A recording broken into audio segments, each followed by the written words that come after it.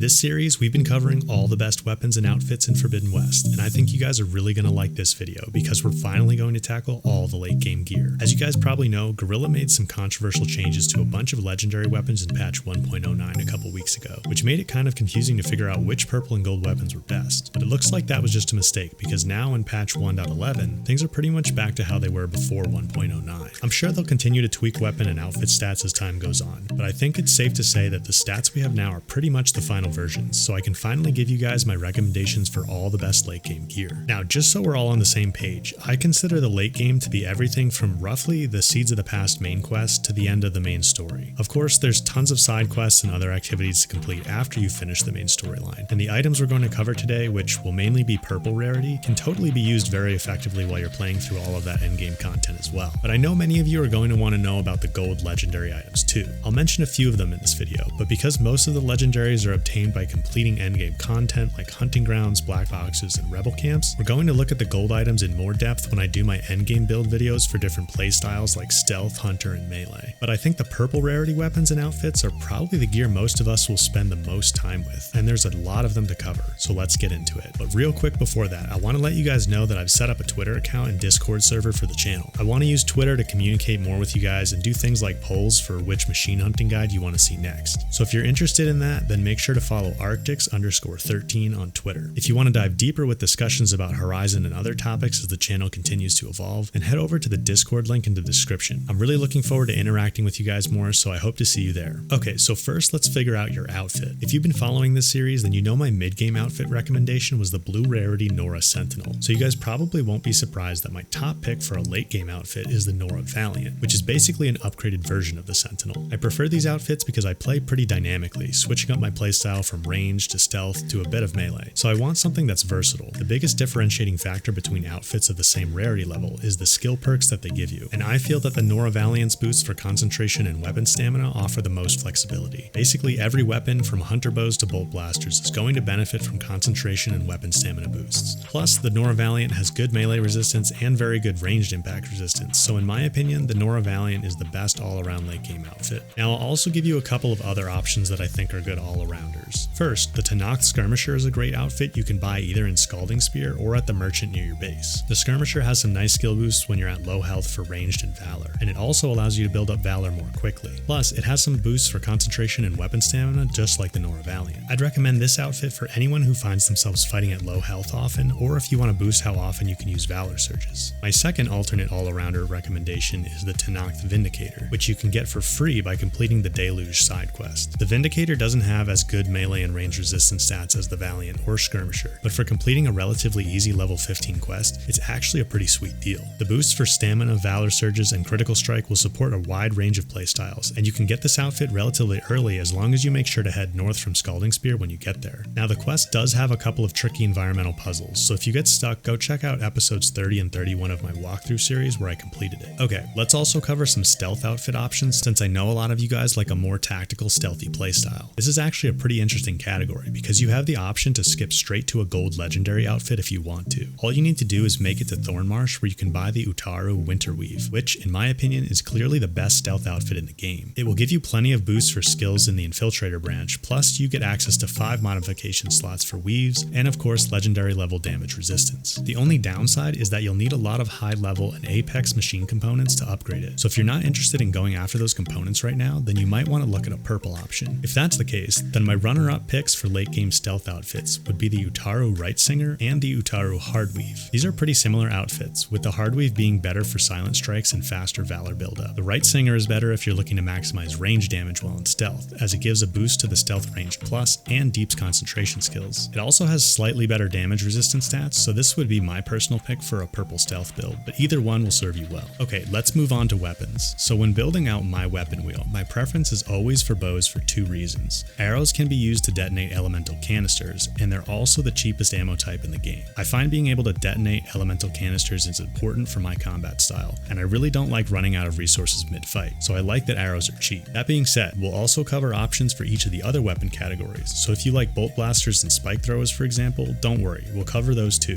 As for my approach though, I like my loadout to be as versatile as possible, which for me means I want access to hardpoint arrows, precision and tear blast arrows, and each of the elemental damage types. So that means we need at least one Sharpshot bow and a variety of hunter bows. First, I want to tackle which hunter bow we're going to want specifically for dealing damage with advanced hunter arrows, previously known as hardpoint arrows and Zero Dawn. We have 4 choices here, and the best one for you is really going to depend on how you like to progress through the game. If you simply want the highest damage output per shot, both for impact damage and tear, then the clear choice is the Martial Hunter Bow. The only hunter bow that can dish out more damage is the legendary Deathseeker Shadow, which, if you're into playing the arena, then you might want to skip straight to that, but I know a lot of people aren't really interested in grinding the arena, so the Deathseeker may not be an option for a little while if that's the case for you. However, I'm betting if you don't like the arena, then you probably also don't like hunting grounds very much, and you actually need 84 hunting medals to buy the Martial Hunter Bow, so it might also be off the table for you. If that's the case, then the next highest damage dealing hunter bow would be the Vanguard Hunter Bow, which you can purchase in Scalding Spear or Thornmarsh. However, I actually don't recommend the Vanguard because in addition to its hardpoint arrows, it only gives you access to regular acid arrows, which are going to feel pretty weak in the late game. So instead, my pick would actually be the Sunshot Hunter Bow. You can get the Sunshot by completing the Still Sands salvage contracts for Runda, and this is actually my personal favorite purple hunter bow for damage because it has a 25% draw speed boost that will allow you to fire it faster, increasing your damage output per second even though its arrows are a little weaker than the Martial or the Vanguard. Now, I really don't use the targeting arrows on the Sunshot, but I do like that it keeps the regular hunter arrows so I can hunt wildlife with a bit more resource efficiency. However, there are a couple drawbacks to the Sunshot. First, the salvage contracts can be a bit tough to complete, especially the final one, which I won't spoil in case you haven't done it yet, but I will say if you do have trouble with it, then come back and check out my machine hunting guides for some help. Beyond the challenge of actually obtaining it, it can also take a lot of time to upgrade the Sunshot because it requires a ton of green shine. It's straightforward to gather lots of green shine inside sunken caverns once you have the diving mask, but if you don't want to spend a lot of time exploring and gathering green shine, then the Sunshot might not be for you. Now, the last option for hardpoint hunter arrows is the Seeker Hunter Bow, which is actually the next bow I recommend you pick up anyway, not for its hardpoint arrows, but because it will give you access to the second best frost arrows in the game. Frost is arguably the most important elemental damage type, and the only better bow for it is the Sun Scourge, which is totally an endgame bow. To get the Sun Scourge, you have to complete every rebel camp, so unless you plan to clear all the rebel camps pretty early, then you're definitely going to want to pick up the Seeker Hunter Bow as soon as you can. Like I mentioned earlier, you're primarily going to use this for its frost arrows, but it does give you access to some decent hardpoint arrows as well. So if you don't want to get any of the other hardpoint hunter bows, then you could simply use the Seeker for freezing and damage until you're ready to upgrade to a better damage bow like the Deathseeker. The other benefit to using the Seeker for both freeze and damage is that it consolidates things down to a single weapon slot instead of 2, which leaves you an extra slot open for another weapon you might want access to. Okay, so we've nailed down a frost weapon and we've covered the options for a damage dealing hunter bow. So let's tackle another element, shock. This one is actually very easy. There's only 2 shock hunter bows in the whole game,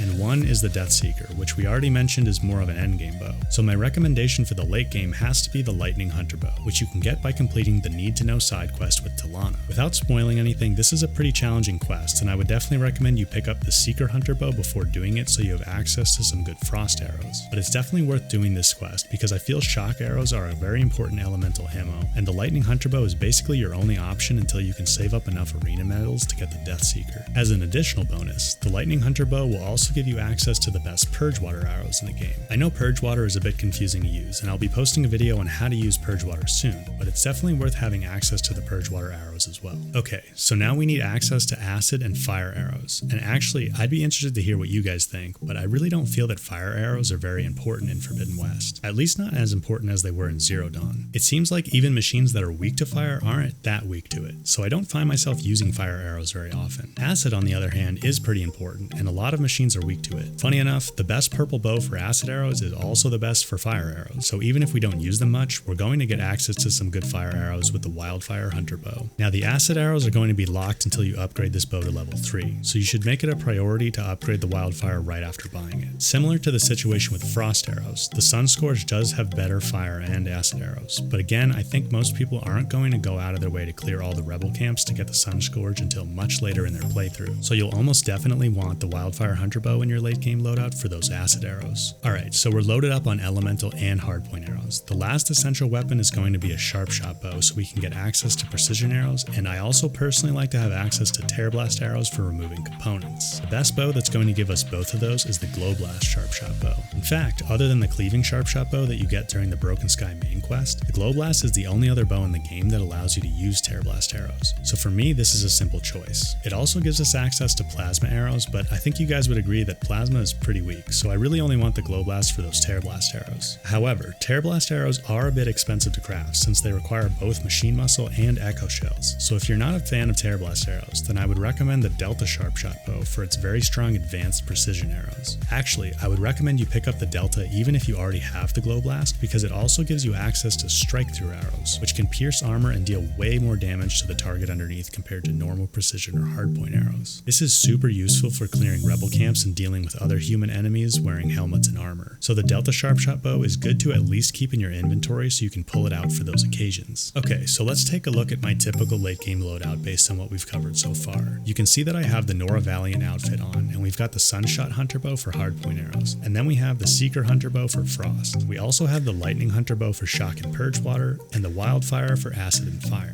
And finally, I have the Glowblast Sharpshot bow for precision and Tear Blast arrows. Now this leaves me with one open slot, and I typically find myself using that for either the Delta Sharpshot bow if I'm on my way to deal with some rebels, or if I'm fighting machines, I usually put a Shredder Gauntlet there. But depending on your choice of hunter bows, you may have two slots open here. For example, if you're sticking with the Seeker Hunter bow for hardpoint arrows, then that would be the case. So let's quickly cover some other options you'll want to consider for those open slots. I mentioned I like Shredder Gauntlets, so let's look at those first. I think the best late game and maybe even the best end game Shredder is the Thunderbolt Shredder Gauntlet. I zeroed in on this one because it's the only purple or gold Shredder with piercing shredders, which I think are the best type of ammo because they can deal damage through armor plating on machines. This means you don't need to be very accurate with them and you can deal a lot of damage quickly. It can be a bit tricky getting the hang of catching shredders 3 times in a row to get the explosive throw, but believe me, it's worth learning how to use a Shredder Gauntlet to take down tough machines. Now I personally haven't been playing with a warrior bow much, but they can be very strong when used in combination with freezing a machine and certain weapon techniques like spread shot and the critical boost Valor Surge. I think warrior bows really only excel at fast damage output, so I wouldn't pay much attention to their elemental ammo types. If you're looking for the best warrior bow for damage output, then the Deathrattle is the clear choice. The only better option would be the legendary Carja's Bane, which you can get by completing all 4 Gauntlet runs. These are actually fairly easy to do, so if you really like warrior bows, then it would probably be worth skipping the Deathrattle and spending the time to complete the Gauntlet runs to get the Carja's Bane. If you like Blastslings, then I have a couple of options for you. If you want the highest damage output from a sling, then the Barrage Blastsling is going to be your best option for its strong advanced explosive bombs. The only stronger option would be the legendary Wings of the Ten that you can get by completing all of the black boxes, which, if you really like Blastslings, you should totally do as soon as you get the diving mask. The other sling I want to mention is the Corrosive Blastsling, which gives you access to acid, Purgewater, and adhesive bombs. I personally don't find the adhesive bombs particularly useful, but the acid bombs can be a good substitute for the Wildfire Hunter bow if you don't want to buy that bow. And the Purgewater bombs are a great option if you haven't gotten the Lightning Hunter bow yet, or if you don't want to wait to upgrade it to get access to Purgewater arrows. Boltblasters are best used for raw damage output, and the best option here is going to be the Relentless Boltblaster, which you can purchase with hunting ground medals at the arena. You'll want to upgrade it to level 3 to unlock the advanced bolts, and then use these on machines that you've frozen. It's also a good idea to activate the critical boost Valor Surge when using a Boltblaster, so go check out my video on the best Valor Surges if you haven't already to learn more about that. Ropecasters are also useful, and we have some interesting new options in Forbidden West. The more traditional ropes for tying enemies down can be found on the Elite Ropecaster, which I would definitely recommend if you like immobilizing machines. But the interesting option is the Elite Canister Ropecaster, which you can get by completing the souvenir errand in Legacy's Landfall. For any of you that like traps, you can actually use a Canister Ropecaster to set elemental canisters like traps that can be triggered to explode with a matching elemental arrow.